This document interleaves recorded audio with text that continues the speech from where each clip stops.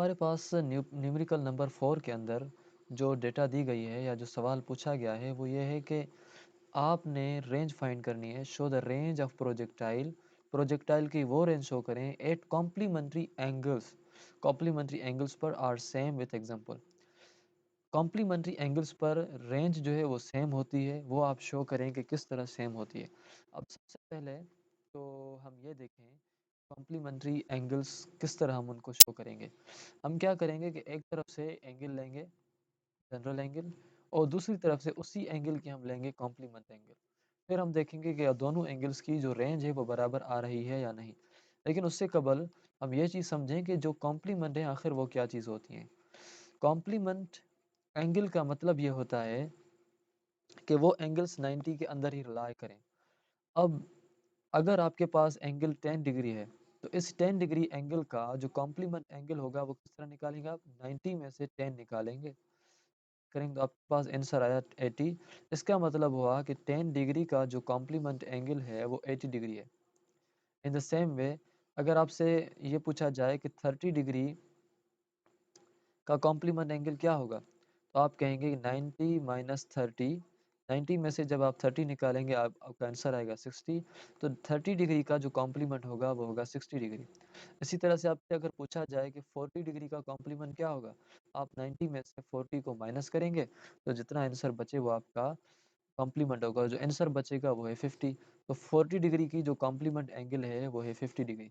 अब हमने ये ज़ाहिर करना है कि दोनों कॉम्प्लीमेंट एंगल्स जिन पे भी कॉम्प्लीमेंट हैं जो भी आपस में, क्या उन पर रेंज सेम आ रही है या नहीं, वो चीज़ हमने देखनी है। अब हम फर्ज करें लेते हैं इधर से एंगल थीटा 30 डिग्री। अगर हम थीटा 30 डिग्री ले रहे हैं तो 30 डिग्री की जो कॉम्प्लीमेंट एंगल है वो कौन सी है, आप किस तरह निकालेंगे? 30 माइनस, सॉरी 90 माइनस 30 आप करेंगे तो आंसर आएगा आपके पास 60 डिग्री। इसका मतलब हुआ कि 30 डिग्री की जो कॉम्प्लीमेंट एंगल है वो है 60 डिग्री। अब हमने देखना है कि क्या इसकी जो रेंज है और इसकी जो रेंज है दोनों की सेम आ रही या नहीं। अब हम रेंज का फार्मूला लगाते हैं इधर। रेंज का फार्मूला है v naught square sine 2 theta upon में जी। लेकिन यहाँ हम ये चीज़ देख सकते हैं कि वी नॉट स्क्वायर का वैल्यू हमें चाहिए। थीटा का तो हमें वैल्यू मिला हुआ है, लेकिन वी नॉट स्क्वायर का वैल्यू हमें चाहिए, और वो वी नॉट का स्क्वायर का वैल्यू इधर भी सेम होगा और उस साइड भी सेम होगा। इधर जो वी नॉट है वो आपके पास है 5 मीटर पर सेकंड, और इस साइड भी जो हम वी नॉट का वैल्यू ले रहे हैं वो हम ले रहे हैं 5 मीटर पर सेकंड। और इस साइड भी हम जो ग्रेविटी का वैल्यू ले रहे हैं वो भी हम ले रहे हैं 10 मीटर पर सेकंड स्क्वायर। और इस साइड भी हम जो ग्रेविटी का वैल्यू ले रहे हैं वो हम ले रहे हैं 10 मीटर पर सेकंड स्क्वायर। अब ये जो दो वैल्यूज़ हैं वो दोनों अतराफ से सेम होंगे, लेकिन जो दोनों में फ़र्क है दोनों तरफ, वो फ़र्क है एंगल का सिर्फ। और रेंज जो है वो भी सेम आएगी। अब किस तरह सेम आएगी हम यहाँ देख रहे हैं।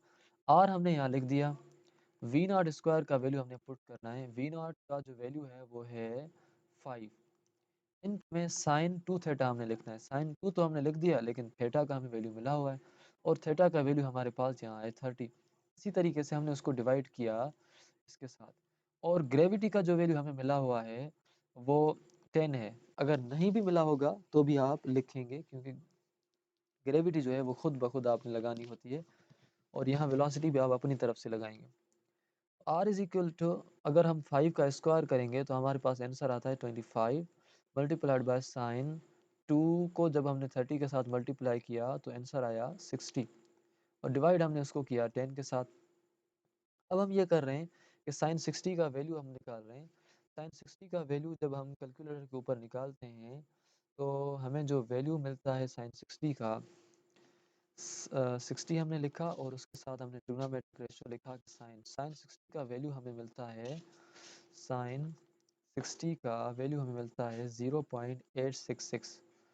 तो हमने जहाँ पे साइन 60 है वहाँ पे लिख दिया r is equal to 25 multiplied by 0.866 divided by 10, और हमने इसको अभी डिवाइड किया है 10 के साथ।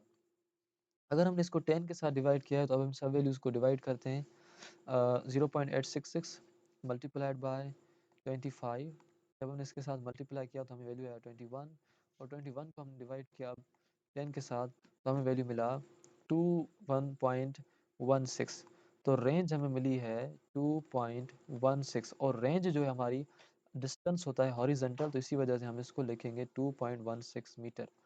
इसी तरीके से यहाँ भी हम रेंज का जो फार्मूला है दूसरी तरफ कॉम्प्लीमेंट एंगल में वो सेम लगाएंगे। रेंज का फार्मूला है v naught square sine 2 theta upon g. और यहाँ हमारे पास जो आर है वो हमने सेम लिखा, वी नॉट स्क्वायर हमने सेम लिखा, वी नॉट स्क्वायर है हमारे पास 5 स्क्वायर, एंड में साइन 2 थीटा है हमारे पास, तो 2 हमने लिखा सेम, और थीटा की जगह हमने लिख दिया 60, डिवाइडेड बाय हमने उसको किया जी, और जी का जो वैल्यू है वो है 10। अब हमने लेना है रेंज, 5 का स्क्वायर 25 इंटू साइन 260, जब हम मल्टीप्लाई करेंगे इसके साथ, तो आपके पास जो वैल्यू आएगा वो है 120। तो इसका मतलब है कि आपने अब जो वैल्यू लेना है वो साइन 120 डिग्री का लेना है, और फिर उसको वैल्यू लेने के बाद हमें डिवाइड भी करना है।